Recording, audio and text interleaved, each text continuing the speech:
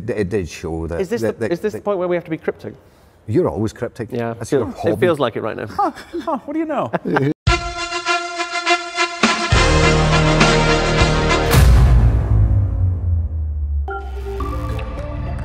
Welcome back to IGN Live at Comic-Con 2018. I'm Max Scoville. Call of Duty is one of the biggest video game franchises in history, and with Black Ops 4 launching this October, it's only going to keep getting bigger. Here to tell us more are Treyarch's Jason Blundell and Craig Houston. Hello. Hello. Hello. Thanks for coming by, guys. I think it's lovely here. It's very comfortable. we got a couch this year. We had a desk the past few years, and we were tired of it. We've been sitting on rickety chairs for most of the day, so this is luxury. It's a higher quality here. Well, thank you. We got a rug and everything. So Black Ops 4, you're here to talk about zombies, right? Yes. That's the thing you guys have been working on. Mm-hmm. And I for feel 10 years. I feel like zombies, like initially it was sort of like you got a little bit of freedom, and you were like, we're gonna be over here making zombies, and then gradually it almost overtook the rest of Call of Duty. Can you tell me a little bit about what's going on in Black Ops 4 Zombies? Well, you want to take that one? Lots of things are going on. We have a brand new storyline that we're starting. We are starting the Chaos story, which is what you're going to see in the maps Voyage of Despair and 9, with a brand new crew of Scarlet, Diego, Bruno, and Shaw. They're our new characters, and we're really excited for everyone to get to know them. We're also still dipping into the Aether story that we've been doing for many years as well, with Richtofen and his crazy pals. On the map, Blood of the Dead, and all three of those maps are part of the main game. Blood of the Dead? Blood of the Dead. How is that not taken? We don't know. Somehow we got clearance on that. Jason's just excellent at Scrabble. Eureka. So you've got zombies on the Titanic. Let's talk about that. How did that get approved? Well, so the new Chaos story really kind of plays with our known history. So in the Chaos story, things that happen with zombies kind of happen with what's kind of our known history of the world.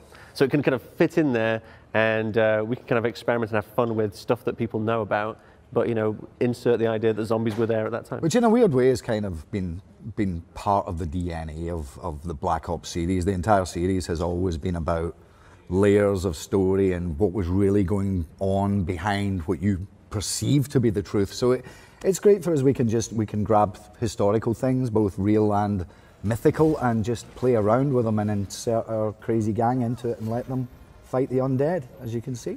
And it's just lots of fun to go to the Titanic, to be honest. Yeah. That's awesome. How was your research for the Titanic levels? Like, how accurate is it aside from the zombies and the? It's extremely absolutely, yeah. We got all the blueprints, kind of broke everything down, even to the point where there's parts of the level where there's food sitting out, and that was the actual meal that was sitting on the tables when the Titanic sank.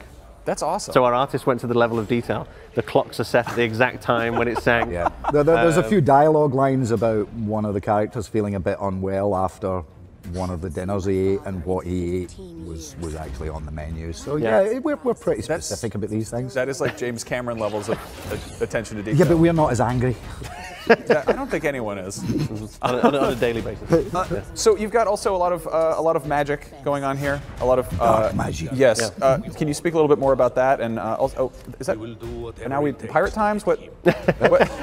Because a man has a knife. The classic pirate weapon. The knife. Yeah. So the intro IDC kind of shows that our gang have gone on board to kind of get this artifact. And it goes a bit wrong. It goes a bit wrong.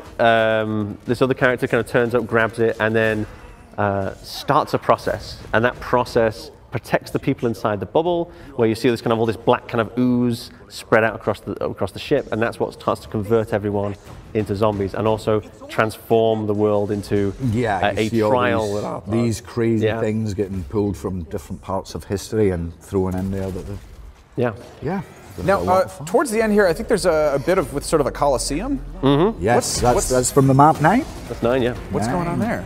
Bit of time travel. Love a bit of time travel. All right, time travel. Yeah, so we start off and our characters are in a mysterious cave, and they breathe deeply of these vapors and then travel back in time to somewhere kind of BC AD time. Because that's how science works. Exactly, and and they're basically in this kind of coliseum, and they have to defend themselves against all the nasty zombies. And that's a fun one, because there's a huge crowd there who are actually going to respond and interact and jeer and cheer depending on how the the characters are doing. If you showed this gameplay out of context to people, I think there'd be a lot of other things they would list before they're like, "That's Call of Duty." Yes. Like you guys have gone pretty far off. Well, this was really exciting because we really wanted to kind of deal with the idea of, okay, what about a zombies map where there was an audience? What happens if there was a place where, because normally it's in a kind of dark place or it's snowing or raining. We were like, okay, let's do it nice and bright in a huge coliseum with tons and tons of people, and they're jeering at you and kind of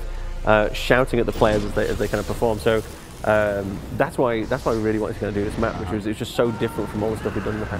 But as we're trying to make clear to people who feared this might be a small map, there is a lot more to it just than that central arena. That's where you start, but. Well, you just teed me up for my next question. Okay. Obviously, one of the big, huge additions to Black Ops 4 is Blackout, which is a battle royale, for lack of a better term. Did you ever consider putting maybe zombies in a scenario like that? Is that something you could see happening? This is moving into we can't talk about this kind of stuff. That's an interesting question. I mean, when we did the reveal, it did show that. Is this the point where we have to be cryptic? You're always cryptic. Yeah, it feels like it right now. What do you know? Well, that sounds like a lot of fun. Now, I got to ask, is there anything, without spoiling maybe stuff you've got tucked away for future iterations of zombies, is there anything that just got shot out of the sky? Like any crazy idea, you're like, we have an idea for something, and they were like, no, you can't do that. And they're like, all right, well, the Titanic instead, we'll do it. Like, it's very rare. It's actually, we encourage that stuff. So part of the kind of zombies ethos is look for stuff that is provocative, look for stuff that the community's not expecting, look for stuff that makes us feel a little bit scared. Because we don't like repeating ourselves, and we want every map to stand alone and be a fresh new experience that can be an entry point for anyone. So, while there's a larger narrative that connects both 9 and Voyage, they kind of stand alone as their little adventure, because we don't know which one people are going to play first. The only ideas that we knock down are ones where they repeat. Yeah. It's not the new stuff. It's when it's like, oh, we've done that before. So no. Too safe. Get that out of here. Too safe. Yeah. Exactly. Too simple. Can you mentioned the characters for a moment. Can you kind of give me a quick primer in the new characters? A little bit. I mean, we have a prequel comic book series coming out with Dark Horse that we announced yesterday, which is going to tell the story of how these 4 characters came together on this adventure. They are all connected to a chap called Alistair Rhodes, who is actually Scarlett's father. They are all associated with him, and we'll find out more about him and how he met all these crazy people and what their individual skills are. So, part of the fun is just really leaving it so that people all learn to love them and learn more about them as the story develops. So we don't want to put ourselves in a box and say, I got an interesting question the other day. It's like, are these all good guys? And I was like, well, it's more interesting than that. Put it this way, as the story progresses, your opinions about them are going to change and evolve. Part of the journey is letting our community kind of work these things out. Yeah. Well, wonderful. That is out October 12th? Yes. Yep. Wonderful. Thank you guys so much for coming by. Our pleasure. Coming up soon, dozens of film franchises.